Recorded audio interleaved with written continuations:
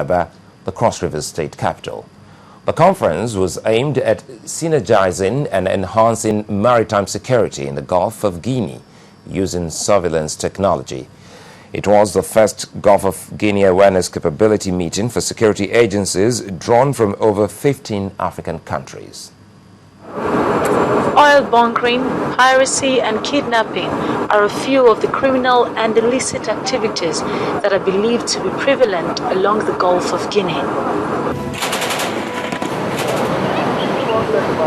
To curb these activities, chiefs of naval staff from across Africa, including Angola, Ghana, Nigeria, Cameroon and other member states of navies and coast guards in the Gulf of Guinea, gathered for a 3-day conference seeking solution.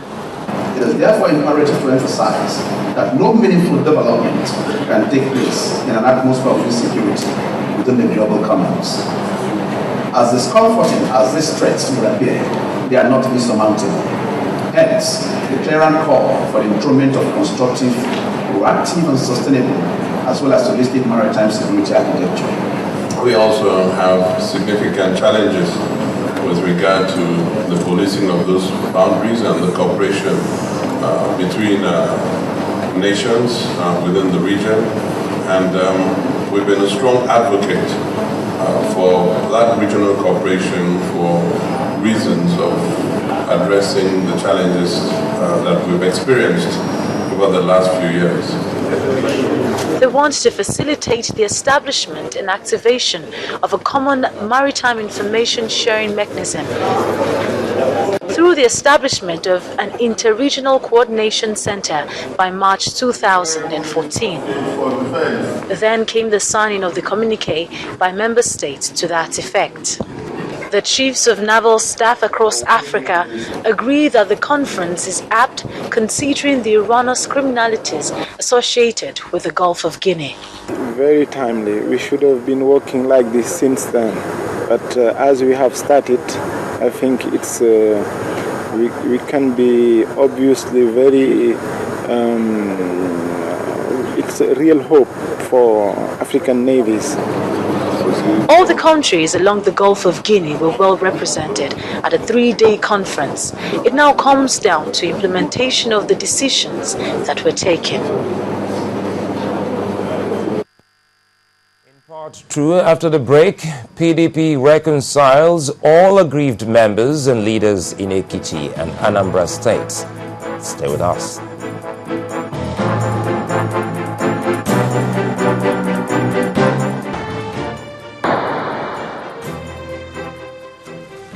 Welcome back. If you've just joined us, you're watching the news at 10 on Channels Television, broadcasting live from Lagos. Now, a reminder of our top stories. Police arrests suspected armed robber on its wanted list for over a decade.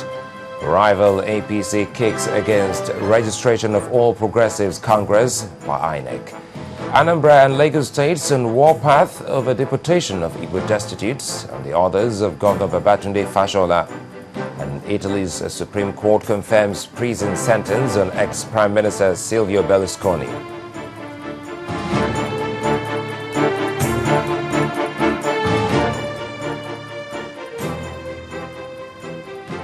Now, all our top stories and other programs can be found on our website, channelstv.com, and on youtube.com/channelsweb. If you're on the go, visit m.channelstv.com to view us live on an iPad, iPhone or BlackBerry. You can also download the Channels TV app for Android and Nokia 920 devices from their respective stores. Now, there are reports that there may be an emergency Federal Executive Council meeting tomorrow. Details of the meeting have not been made known, but there are indications that it may revolve around the need to get the executive arm of the government to strategize more on the delivery of its mandate to Nigerians. Some of the federal ministers are already restless on the outcome of the emergency meeting, with many jittery over a likely cabinet reshuffle. It is, however, not the first time the Jonathan administration is scheduling an emergency meeting of the Federal Executive Council.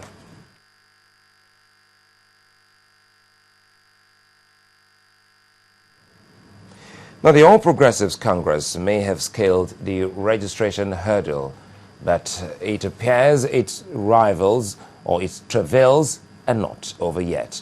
The African People's Congress has commenced moves to seek a court order to stop the Independent National Electoral Commission from recognizing any candidate fielded under the APC acronym in the Anambra State governorship election. The national chairman of the party, Chief Onyinye Ikegwonus, explained that there is an ongoing litigation over the acronym, challenging the registration of the All Progressives Congress. Our correspondent Paul Nwachukwu now reports. The registration of the All Progressive Congress by the Independent National Electoral Commission is generating controversy. Now, the rival African People's Congress is claiming that they started the use of the APC acronym, and that is why they are heading to the court to seek redress. Solidarity forever. The African People's Congress accused the electoral body of disregarding the judicial review on the acronym APC. As long as our case is in the courts, the acronym APC is not yet available as the process of registration, which ends with a judicial review, is still ongoing. Nigerians must know